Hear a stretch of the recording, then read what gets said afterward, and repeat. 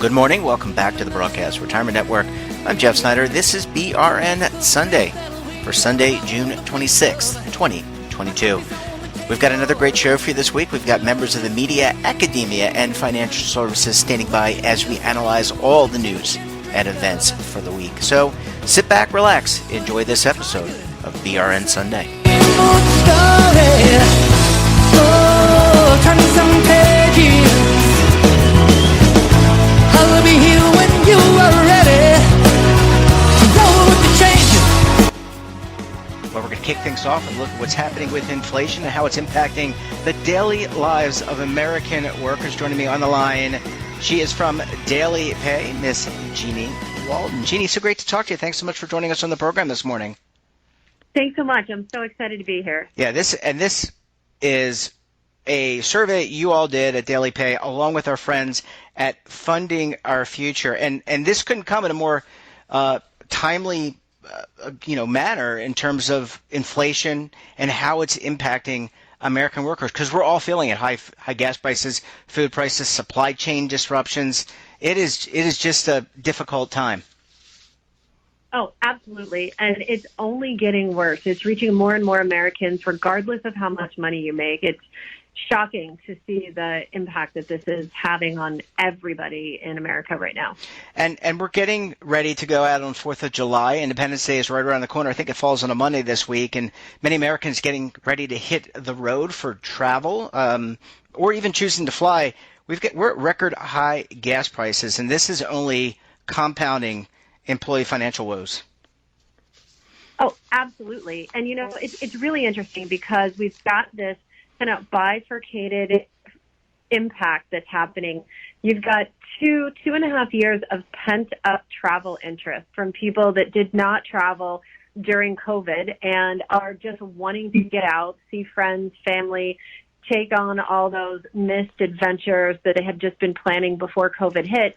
Well, simultaneously, you are challenged with high prices everywhere, from airline tickets to gas prices, making it really difficult to find a way to economically travel and celebrate all the things that you missed in your life. So this is going to be a time where we're expecting to see travel still happen, but possibly in a little less dynamic way than it had in the past. Navigating these high costs, obviously a challenge. I mean, it's really hard to ask for a raise from an employer and say, hey, I need more money just because the cost of living is going up. How, among the survey, how are employees, workers dealing with these challenges? I mean, it can't be easy, especially if you've got a family, if you've got children, pets, a wife, a husband, a spouse, a partner. Yeah, well, it's fascinating to see the survey results, and I don't think surprising for anybody in your network or audience to appreciate. But based on the survey, we saw that the hourly workers are struggling most, 49% of them with groceries. They're saying that these are expenses that they just are losing control of managing effectively for them and their families.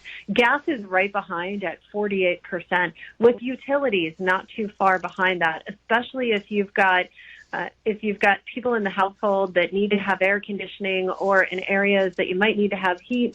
Any type of utility challenge is a big deal at home. And then last but not least, paying rent and mortgage. People are struggling just to stay in the homes that they have and maintain, the home and cost of living standard that they've been used to. So going to employers is helpful, but a lot of employers during the pandemic took up wages as high as they could. So we're seeing employers now looking for unique and differentiated ways to help their employees try and solve these battles and overcome these struggles. And let's talk a little bit about that, because, as you said, this could not be a more important time for employee benefits. And we're talking about things like retirement plans, health and wellness benefits, and even payday loans. How are employers supporting their workers during this difficult time? Yeah, well, based on the survey, and you'll see these in the results too, 22% of hourly workers have said that they've had to take out a payday loan this year to try and manage the, just challenging price increases everywhere. Nearly 1/3 of those aged 18 to 34. So The need for funds in between paychecks to stay fluid and to stay afloat is real. As a result, employers are looking to do everything they can to help their employees avoid predatory payday loans. They're improving and introducing new benefits, things like what we do at Daily Pay, which is very simply the ability to access money that you've earned before your company's scheduled payday so that you can avoid payday loans, late fees, overdraft fees, high interest finance charges. But they're not stopping there. They're also looking at implementing 0% loans that are given to you by the company. They're introducing new benefits that would offset the need for loans, like transportation credits, free lunches at the office, even pet stipends for pet care for all those people that got dogs and cats during COVID and now have to leave them at home to return to work. Employers are really stepping up to the challenge, which is nice to see. Yeah, and I'm actually, as we're chatting, I'm looking at my two cats looking lovingly up at me and trying to remind me that it's time to eat. And then, by the way, they know that word. How does a payday loan, well, this is kind of off topic, but how does a payday loan work? I know that Daily Pay uses a lot of technology that can save employees a lot of money in terms of late fees and overdraft fees, but how does it work? Is it hard to do? Is it just a matter of point click, enter a few boxes, and you're good to go? Sorry. Yeah, so I think, sure. The first thing is Daily Pay is not a loan.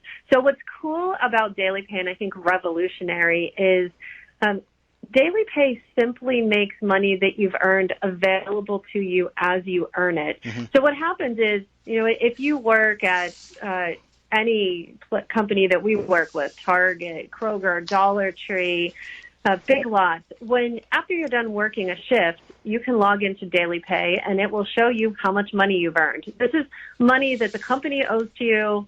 If you quit your job tomorrow, they'd have to write you a check. You've already worked those hours. You've already earned it, but typically wouldn't get paid until that Friday or the following Friday. So you can see how much you've earned. And what's very interesting is when you consider the fact that 75% of hourly workers have struggled to pay expenses this year, just in general, sometimes understanding how much money you have available to you is what you need to make better decisions or different decisions around money management. So you log in and you see, hey, I made $183 today. Then on Wednesday, when an unexpected increase in your water bill comes out, or when an unexpected expense happens, like your car battery dies because the heat's too high, and payday's not for a while, you just press a button and you say, I'd like to get $57.10 out, move it to whatever debit card or bank account you want to, and then you can take care of those unexpected expenses without having to skip another bill and get hit with a late fee, or without having to take an actual loan that has a very high interest rate attached to it.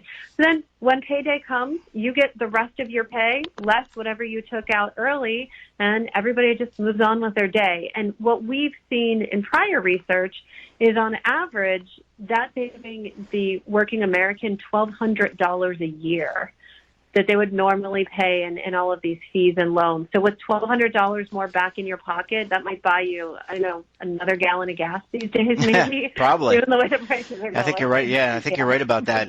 And thank you for properly characterizing, and my apologies for mischaracterizing the service.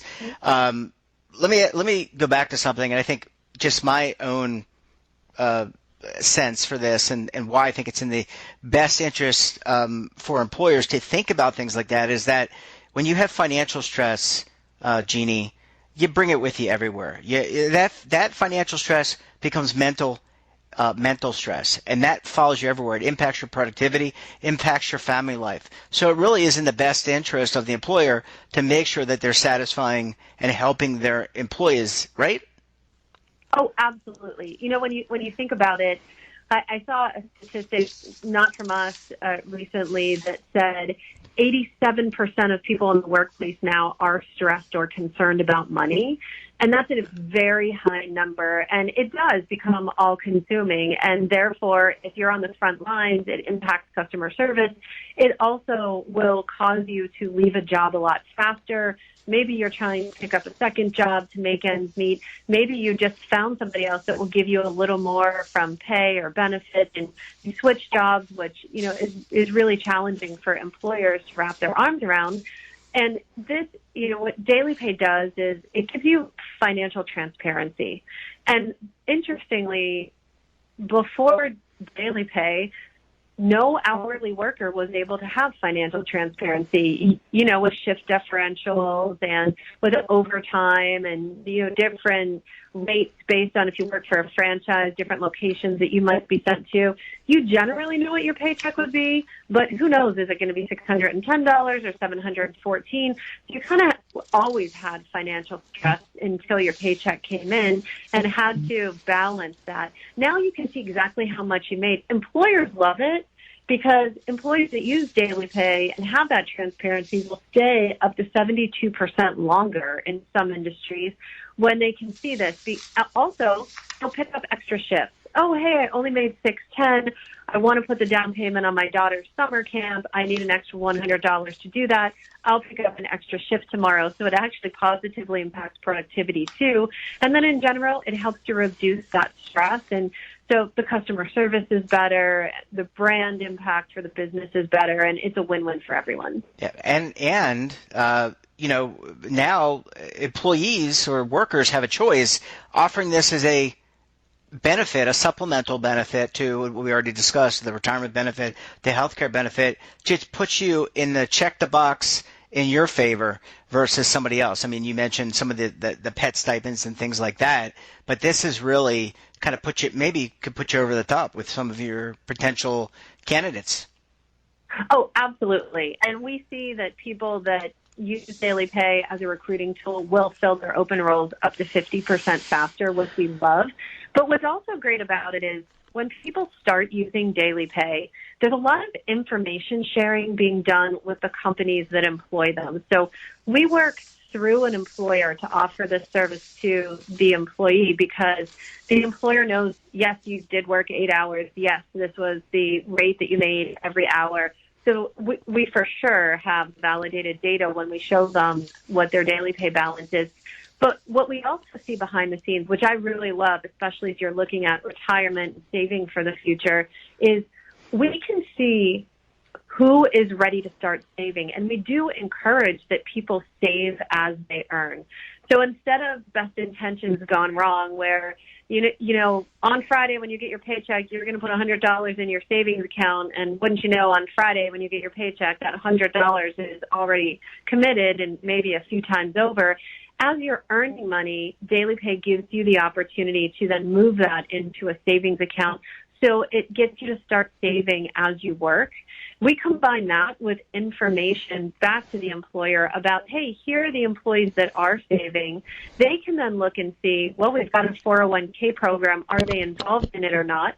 Maybe if there's a 401k match, it's an opportunity to sit down with employees and say, hey, David, I see that you're saving $100 a month with Daily Pay, but nothing in your retirement account. If you kept 50 in Daily Pay to have it liquid, you put the other 50 towards a 401k, we'll match it. Your $100 turns into $150. Again, that's more successes for everyone involved. So if you're a consumer, you're a worker today, and your company does not offer this, what can you do? Can you go to the HR benefits department and suggest this? What's the right protocol? Because I bet you a lot of people out there who are challenged, like all of us, and pay bills to deal with all these rising prices and to live a modest life, may have interest. And if the company they work for, the organization they work for, doesn't use this service, to whom do they bring this up? Yeah, absolutely. So they can speak to their HR, their benefits person. They can reach out to us at dailypay.com and say, hey, I work at this company. I'd love it if you could reach out to them and ask them to offer this benefit. The cool thing is Daily Pay is free for businesses to offer. we don't charge anything to get a company up and running with daily pay. And the way we've designed the system with our integrations, there's no change to a company's business process. So that means, you don't need to hire more people. You don't need to redirect resources from other initiatives. It's fairly, seamless and easy to get this going, which also makes it, a great solution for everyone involved. And I would imagine it integrates with just about every payroll system on the planet. Yeah, we've got 6,000 something integration points last time I counted, and I know it's probably higher than that right now, including partnerships with some bank organizations like PNC with their Earned It program. So, we're out there. We're trying to get everywhere. But if you do work for a company that doesn't offer daily pay yet, just ask your company or reach out to us, and we'll ask for you. Well, Jeannie, we're going to have to leave it there. Really, really important, great conversation, and let's hope that we see falling gas prices and falling food prices in the near term. Great to talk to you. Thanks so much for joining us, and we look forward to having you back, on the program again very soon. Thanks so much. I enjoyed it.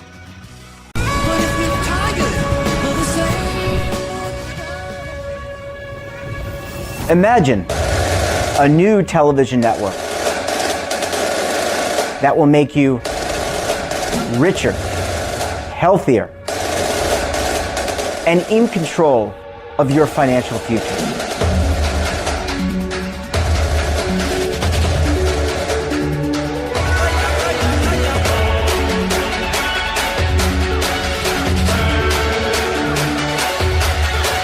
This network is for the policewoman in Nashville, Tennessee, the baker in Dubuque, Iowa, the teacher in Lexington, Kentucky.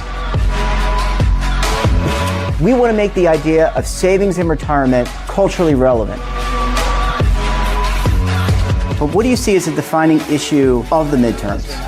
Especially for the smaller businesses. I mean, they are the lifeblood of the American economy.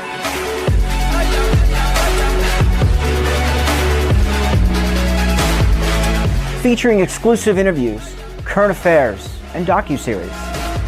33 years old, you retired early. The philosophy is money only matters if it helps you live a life that you love. But you got to start thinking about retirement as soon as you get in. The Broadcast Retirement Network will drive very high engagement with premium partnerships. So this isn't retirement and savings for your parents or grandparents. This is for all Americans. And we're going to change the way you think about money.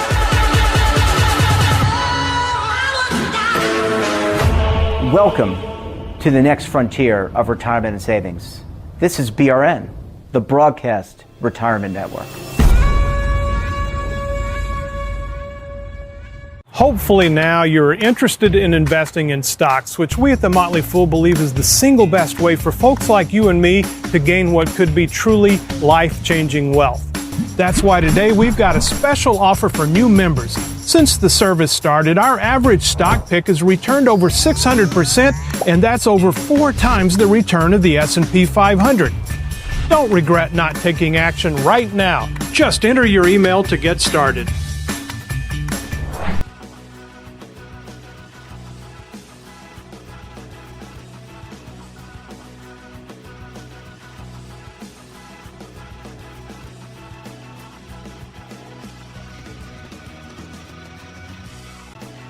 Welcome back, and now we're going to catch up on what's happening on Capitol Hill. And joining me now, he is one half of the Legal Eagles, but you also know him as David Levine. He's a principal with Groom Law Group, an employee benefits law firm based in Washington, D.C. David, thanks so much for joining us on the program this morning.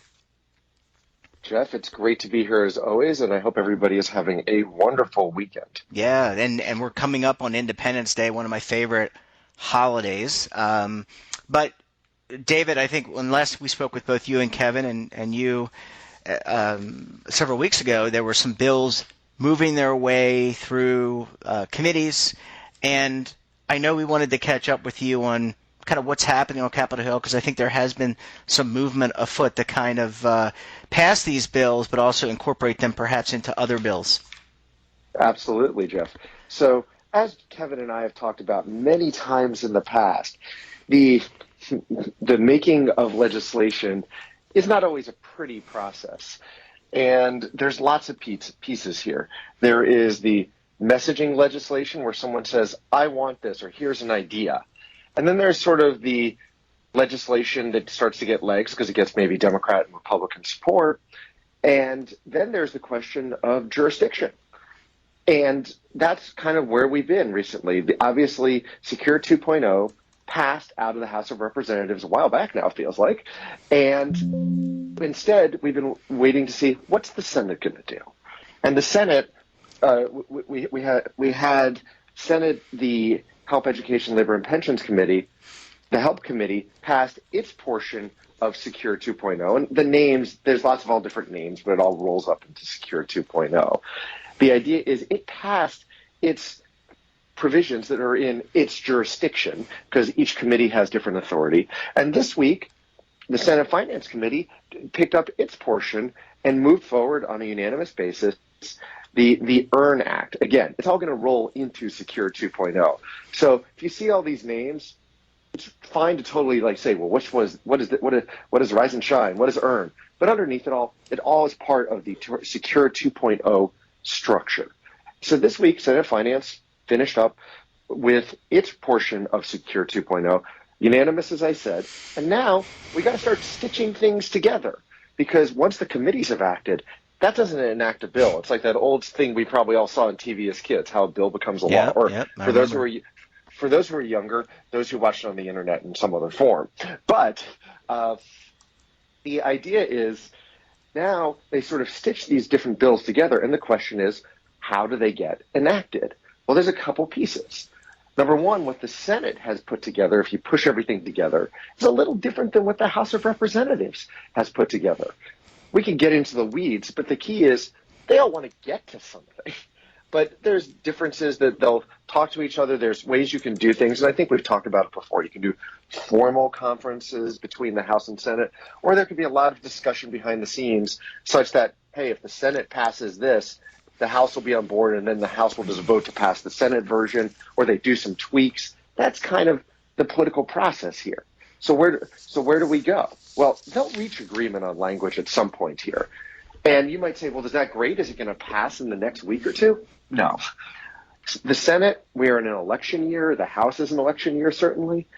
There is limited so-called legislative calendar time before the election because people are in their home districts running for office.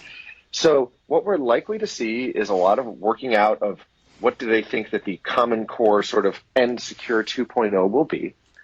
And then what we'll see is at some point the legislation will move forward. Some people say, well, we get a vote on Secure 2.0. Well, it's pretty unlikely that you'll get a perfectly clean separate vote on Secure 2.0 at this point. Like sometimes you'll just say, here's two bills, we vote, the president signs, great. But knowing how things in D.C. often kind of get sort of gummed up a bit, what a lot of people are thinking, and anybody who says this, we're all sort of prognosticating, but it's very likely that if this bill is going to move, they'll get it all together, and at the end of the year when they do sort of in the lame duck, sort of some omnibus, sort of like big bundled spending bills, they'll wrap it all together into a bigger bill, kind of the way Secure was back at the end of 2019, and it will become a section. It'll still be called Secure 2.0 or viewed as Secure 2.0, but it'll be part of a bigger bill and gets passed at some point and signed by the president. So realistically, there's a real chance that it'll be end of the year at best before this actually gets enacted. And there's always the chance, as Jeff, it kept Kevin and me in business for so long, for that Secure 2.0 will take longer because Secure 1.0 took, if you take pieces of it, 7 years. I don't think it will take that long here, but at the same time, it's very possible during that time you will see something towards the end of the year in the so-called lame duck after the elections. David, did they already do the bill scoring, which I think is how they assess the cost of potential legislation, or does that get done when it goes to the full Senate or it gets into the full House? There already is some scoring done, but of course, as bills change, scoring changes. So it's always a bit of a moving target. But like if you take, for instance, what Senate Finance did, in the Senate Finance bill, there is scoring. I believe it was the Finance bill. Like I saw a scoring chart. I want to make sure I'm not thinking of a wrong different legislation, Jeff. But where they go through, and that's why you have things like revenue raisers and about how catch-up contributions have to be Roth and all these other things that are out there at this point. So where this bill finally lands in terms of cost, we shall see. That there are revenue raisers baked into it. At this point, folks, that's one of the things you haven't heard much complaining about or concern about, which is the actual costs of what this is likely to be, which in the scheme of things, it's money, but in the scheme of federal budgeting, it's not gigantic. But we're going to have to see if, depending where the world goes in the next 6 months, how people view that. One thing I'd love to note is there's a whole nother interesting dynamic right now. Is that inflation obviously is front and center in the news. Mm-hmm. But one of the interesting things is the tax receipts for last year have been off the charts increase in terms of percentage growth in terms of how much the federal government's bringing in. So there's a big belief that, of course, for 2022, given how the markets are performed, some of that outperformance is not likely to return again, but we'll have to see. But that all factors into the wonderful sausage making that is our budgetary process. And let's not forget, just to remind people of the process. So, and you made a good reference to Schoolhouse Rock, which is what I grew up with, and I'm just a bill animal, right? That's what I think what you were referring to. But the president has to sign a bill into law. So the traditional, in the constitutional way, the bill is supposed to originate in the House of Representatives. The Senate does its thing, right? Comes together, and then it's sent to the president, and the president can veto the bill, but two-thirds can override it, right? In the Senate can override the bill. Is that correct?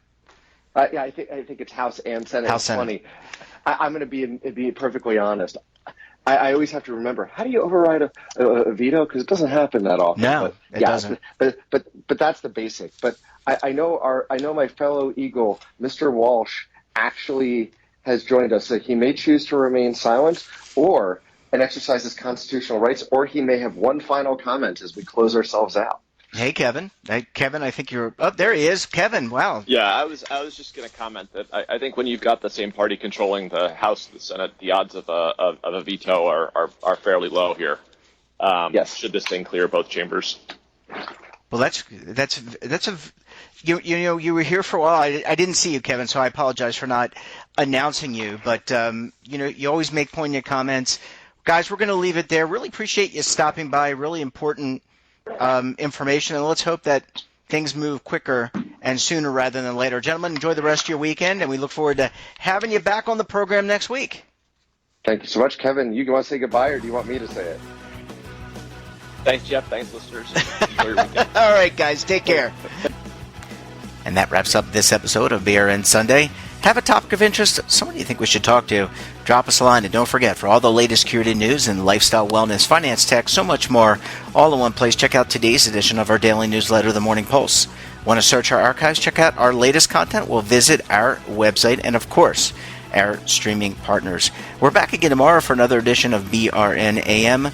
Until then, I'm Jeff Snyder. Stay safe, keep on saving, and don't forget, roll with the changes.